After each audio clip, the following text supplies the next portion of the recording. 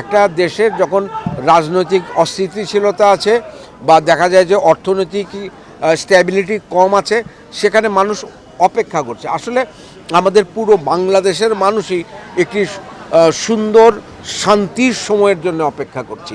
ওই রকম একটি শান্তির সময় যখন আসবে তখনই এন্টারটেইনমেন্ট ওয়ার্ল্ডে ইনভেস্টমেন্ট আসবে। কারণ খাদ্য, বস্ত্র, বাসস্থান, চিকিৎসা, স্বাস্থ্য, তারপরে হচ্ছে বিনোদন। তো বিনোদনের যে বিষয়টা সেটা তো এমনিতেই প্রেফারেন্স লিস্টের শেষের দিকে।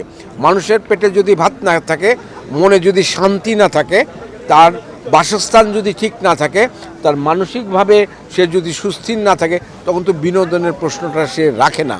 সেই জায়গা থেকে একটা ক্রান্তিকাল চলছে আমাদের, এই ক্রান্তিকালটা উত্তরণ ঘটবে এবং সেই আশা নিয়ে আমরা আছি।